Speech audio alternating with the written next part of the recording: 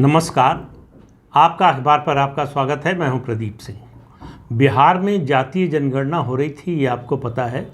उसकी रिपोर्ट आज आ गई है और उसकी रिपोर्ट से सबसे बड़ा धक्का अगर किसी की राजनीति को लगा है तो वो बिहार के मुख्यमंत्री नीतीश कुमार। कैसे लगा है ये आगे बताता हूँ। पहले कुछ आंकड़ों की बात कर लें। जो आंकड़े आए हैं उनके बारे में जो आम धारणा थी या 1931 के सेंसस के आधार पर जो प्रोजेक्शन किए जाते थे उससे कोई बहुत अलग नहीं है। पिछड़ा वर्ग में सबसे ज़्यादा आबादी यादवों की है, 14.2% करीब, और उसके बाद दूसरे नंबर पर कुशवाहा समाज है जिसकी आबादी 4.27% है। और नीतीश कुमार जो दावा करते थे उनके सहयोगी और उनके साथी कि कुर्मी समाज से वो आते हैं कि उसकी आबादी 4% से ज़्यादा है, उनकी आबादी निकली, कुर्मी समाज की आबादी निकली 2.87% सिर्फ। और नीतीश कुमार को इस बात से भी झटका लगेगा कि मुसहर समाज की आबादी उनके समाज की आबादी से ज़्यादा है। मुसहर समाज की आबादी है 3.08% और कानू समाज की आबादी है 2.81%, लगभग कुर्मी समाज के बराबर। तो ये जो आंकड़े आए हैं ये, उसके अलावा ओबीसी का जो ओवरऑल आंकड़ा आया है वो 62%, मंडल आयोग ने 52 माना था, 62%। उसका क्या पेच है बताता हूँ।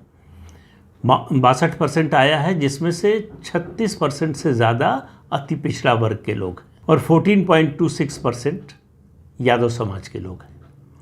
तो यादवों के बाद अगर पिछड़ा वर्ग के नेतृत्व पर संख्या बल के आधार पर किसी का दावा बनता है तो वो कुशवाहा समाज का बनता है। लव जो है वो कुर्मी समाज है और कुशवाहा समाज है। और नीतीश कुमार कुशवाहा समाज से लगातार कटते गए। इस समय जो भारतीय जनता पार्टी के बिहार के प्रदेश अध्यक्ष हैं सम्राट चौधरी, वो कुशवाहा समाज से आते हैं। उपेंद्र कुशवाहा पहले ही भारतीय जनता पार्टी के साथ गठबंधन में शामिल हैं।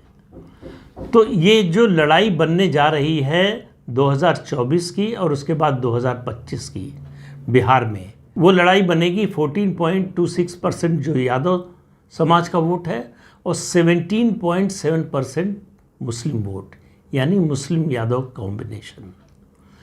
इसके बनाम 36% अति पिछड़ा और 15% से ज़्यादा अगड़ा समाज के लोग।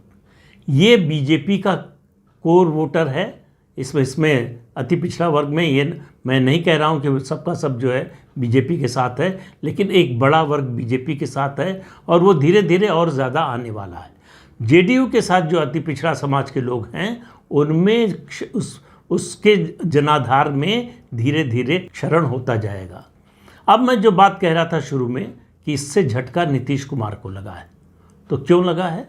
3-4 बातें बड़ी स्पष्ट हो गई। एक, कुर्मी समाज यादव समाज के बाद नंबर 2 की संख्या की दृष्टि से जाती नहीं है। तो नीतीश कुमार का ये जो दावा है कि यादवों के बाद कुर्मियों का जो है सबसे बड़ा दावा है वो खारिज होता है। कुशवाहा उनसे ज़्यादा है, मुसहर उनसे ज़्यादा है और उसके अलावा कानू समाज भी लगभग उनके बराबर है। तो कुर्मी समाज की जो संख्या जो कहा जाता था, उनके विरोधी कहते थे कि 2.5% के नेता हैं, वो लगभग सही साबित हुआ है। एक बात तो ये हुई है। अब आप देखिए कि इसमें क्या क्या पेच है। पिछड़ा वर्ग की जो आबादी गिनी गई है उसमें मुस्लिम समाज के भी पिछड़ों को गिना गया है। इस रिपोर्ट में अभी तक जितना कुछ सामने आया है उसमें कहीं ये स्पष्ट नहीं किया गया है कि पिछड़ा वर्ग की जो आबादी बताई जा रही है उसमें मुस्लिम समाज के कितने लोग हैं। अब मुस्लिम समाज के लोगों को उनके पिछड़ा वर्ग के लोगों को आरक्षण मिलता है शैक्षणिक संस्थाओं में भी और सरकारी नौकरियों में भी। तो उनकी गिनती आपने पिछड़ा वर्ग में कर ली, ये ठीक है। पहली बात तो ये है, ईमानदारी ये कि आप बताइए कि उसमें हिंदू पिछड़े कितने हैं और मुस्लिम पिछड़े कितने हैं। दूसरी बात, आपने पिछड़ों की गिनती कर ली मुसलमानों में, चलिए बड़ी अच्छी बात है। सवाल यह है कि क्या मुसलमानों में सवर्ण नहीं है? तो उनकी गिनती कहाँ जाएगी? उनकी गिनती को सवर्णों में क्यों नहीं जोड़ा गया?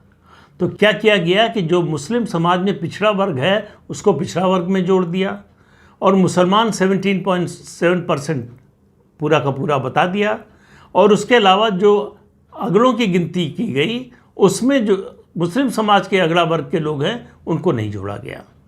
तो ये चालाकी करने की कोशिश की गई है, एक असंतुलन बनाने की कोशिश की गई है। दूसरी बात, अब नीतीश कुमार का और उनकी सरकार का, उनके साथियों का, आरजेडी का दावा था कि जातीय जनगणना इसलिए करा रहे हैं ताकि पता चले कि किस वर्ग की आर्थिक, शैक्षणिक, सामाजिक स्थिति क्या है, खासतौर से आर्थिक, और उनके उत्थान के लिए सरकारी योजनाएं जो बन रही हैं उनका लाभ उनको ज़्यादा से ज़्यादा कैसे मिले। अब सवाल तो ये है कि नीतीश कुमार अकेले 18 साल से मुख्यमंत्री हैं, तो उनसे सवाल पूछा जाएगा कि अति पिछड़ा वर्ग के लिए उन्होंने किया क्या, उनके आर्थिक उन्नयन के लिए आखिर नीतीश कुमार और उनकी सरकार ने क्या किया।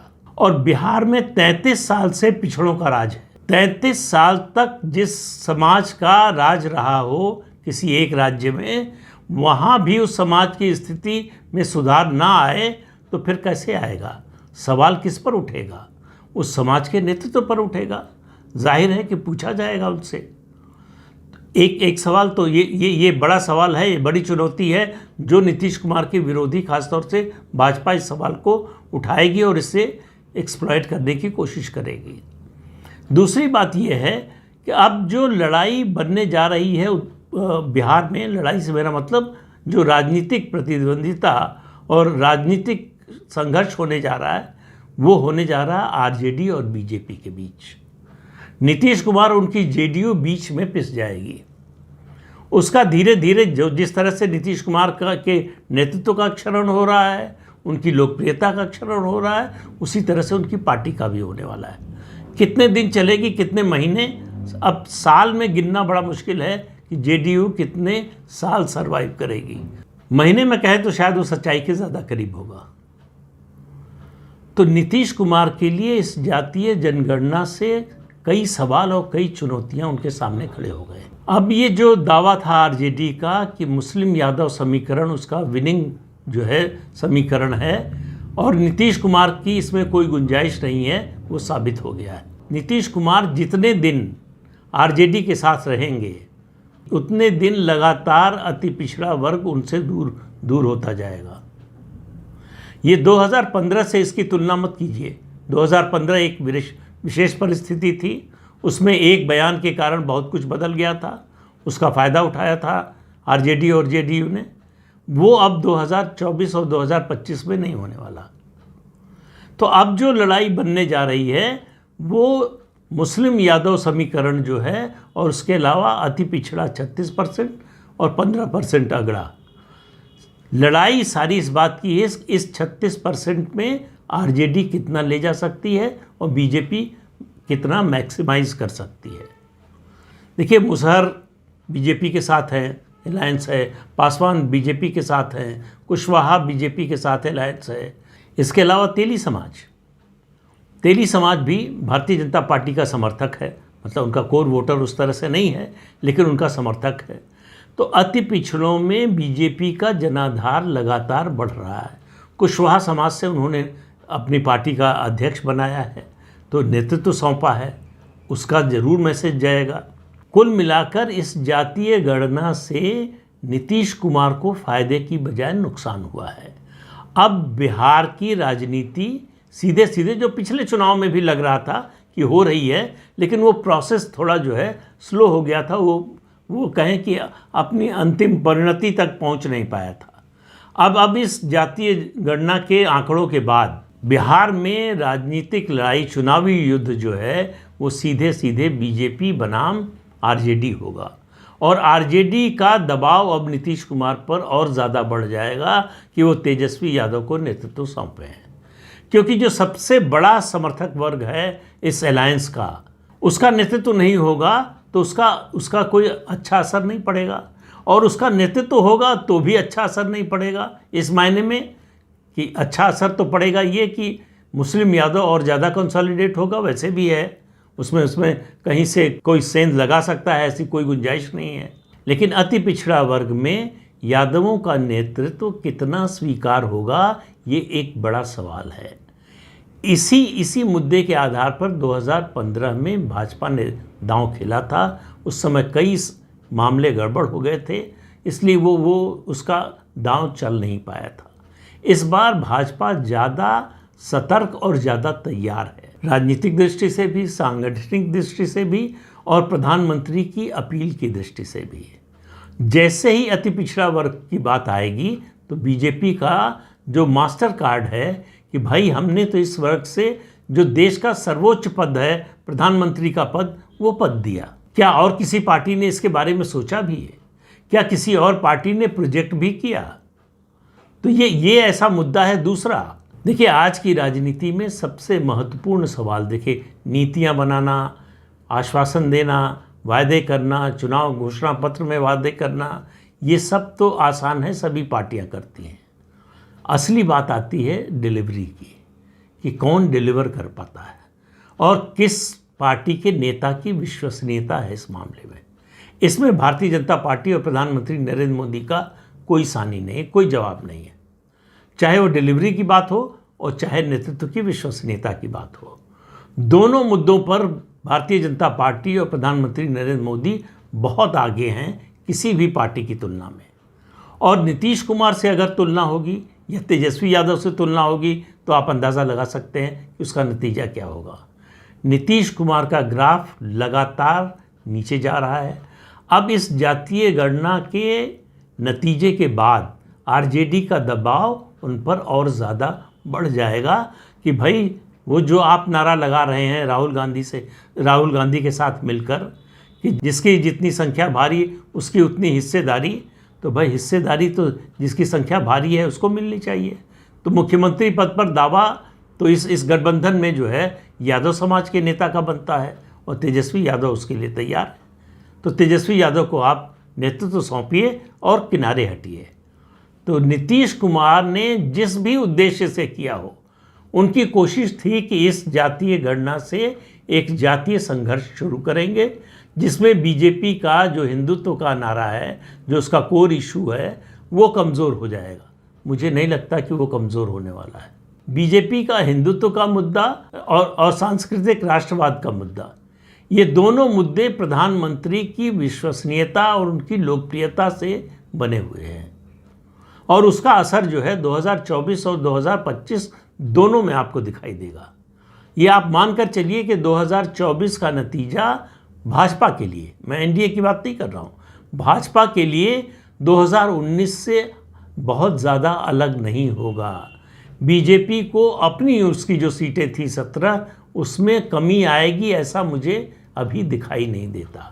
एनडीए की सीटें मैं बार बार कह रहा हूँ ज़रूर कम होती हुई दिखाई दे रही। वो कितनी कम होंगी वो चुनाव थोड़ा नज़दीक आएगा, ख़ासतौर से जब उम्मीदवारों की घोषणा होगी उसके बाद अंदाज़ा लगेगा। लेकिन इतना तो अभी कहा जा सकता है कि बीजेपी की स्थिति उसकी अपनी अकेले की स्थिति 2019 की तुलना में कमज़ोर नहीं है। नीतीश कुमार जितना कमज़ोर होंगे बीजेपी की ताकत उतनी बढ़ेगी।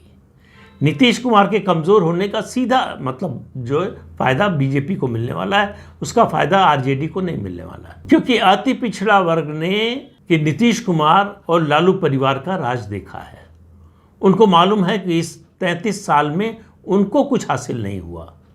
पिछड़ों के नाम पर सरकार बनी लेकिन अति पिछड़ों को कुछ हासिल नहीं हुआ। तो अब अगर वो दावा करते हैं, अब वो अगर वादा करते हैं कि हम जो है हमने जाति गणना कराई और हम आपके जो है जीवन को सुधारने के लिए ये करेंगे वो करेंगे, जो भी वादा करें उस पर लोगों को भरोसा नहीं होगा कि भाई 33 साल से तो आप ही सत्ता में हैं, तब आपने क्यों नहीं किया, किसने रोका था आपको? आप किसी को तो बताइए कि इनकी वजह से नहीं कर पाए। तो आपके सामने कोई रुकावट नहीं थी, फिर भी आपने किया नहीं क्योंकि आपकी करने की नीयत नहीं थी। यहाँ सवाल नीति का नहीं है, यहाँ सवाल नीयत का है। बीजेपी और आरजेडी जेडीयू की नीयत में जो फ़र्क है वो लोगों को दिखाई दे रहा है और ये कोई बिहार की बात नहीं है, पूरे देश में दिखाई दे रहा है। तो जातीय गणना से जो हासिल करना चाहते थे नीतीश कुमार, तेजस्वी यादव और लालू यादव, उसका उल्टा हो रहा है। मेरा मानना है कि आरजेडी को तो ज़रूर फ़ायदा हो रहा है, नेतृत्व पर उनका दावा बढ़ रहा है, उनका जो MY का जो समीकरण था उसकी पुष्टि होती हुई दिख रही है कि बहुत ताकतवर है, और इधर बीजेपी का फ़ायदा होता हुआ दिख रहा है। 20 से ये जो पासंगा के रूप में नीतीश कुमार थे वो धीरे धीरे स्क्वीज होते जा रहे हैं। और 2024 के चुनाव के नतीजे बताएंगे कि नीतीश कुमार राजनीतिक रूप से अप्रासंगिक हो चुके हैं। तो जातीय गणना का नतीजा बीजेपी और आरजेडी दोनों के लिए अच्छी खबर लेकर आया है, नीतीश कुमार के लिए बुरी खबर लेकर आया। तो इस अंक में इतना ही, अगले अंक में फिर मिलेंगे किसी नए मुद्दे के साथ। तब तक के लिए अनुमति दीजिए। आपसे अनुरोध है कि ये चैनल देखिए, शेयर कीजिए, लाइक कीजिए और सब्सक्राइब ज़रूर कीजिए। नमस्कार।